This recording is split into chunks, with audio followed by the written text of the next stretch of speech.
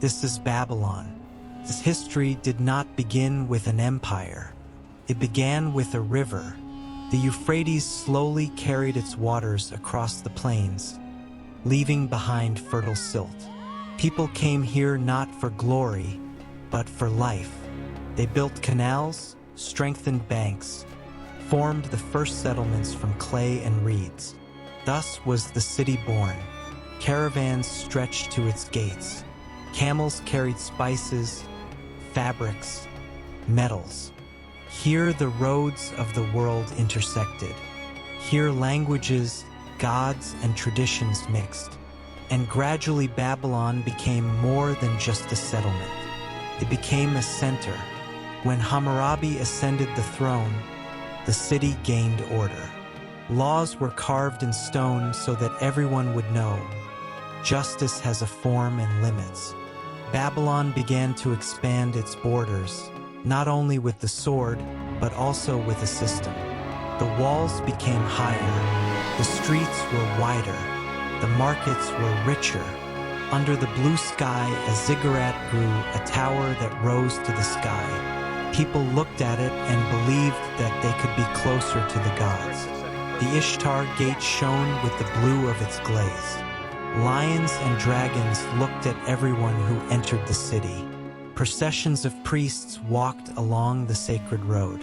And in the midst of the heat, a miracle appeared. Gardens, terraces with trees and waterfalls that seemed impossible in the middle of the desert. Water flowed upwards. Stone held life. Babylon proved that people can change the world around them. The city flourished.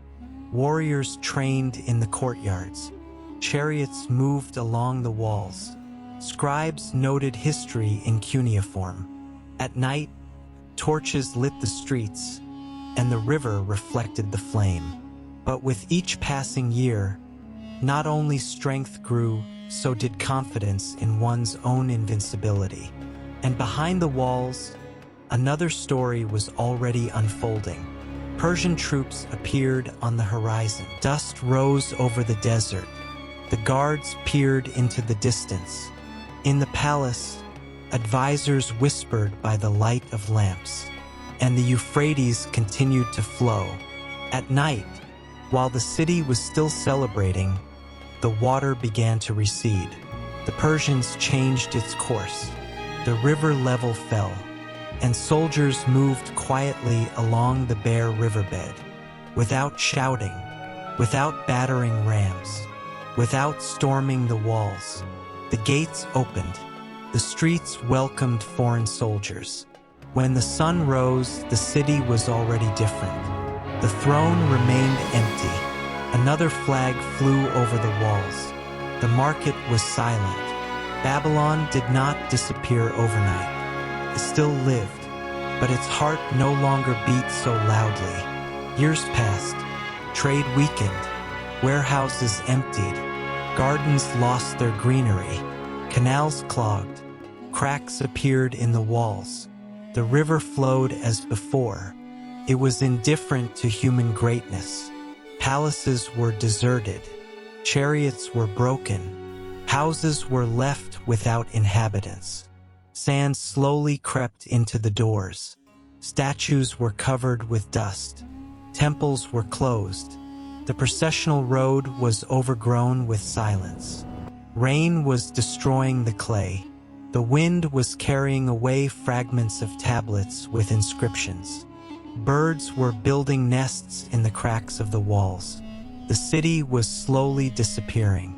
Only ruins remained, arches leading to nowhere, stones with cuneiform writing, shadows of former walls. The sun rises over them just as it did thousands of years ago. The desert is gradually reclaiming what once belonged to people. But history has not disappeared. Babylon remained in laws, in myths, in legends about a tower to the sky. It reminds us, every city is a reflection of a human dream. We build walls. We create gardens in the middle of the desert. We believe in our own eternity, but time always moves forward. and even the greatest cities become silent. Once Babylon tried to touch the sky,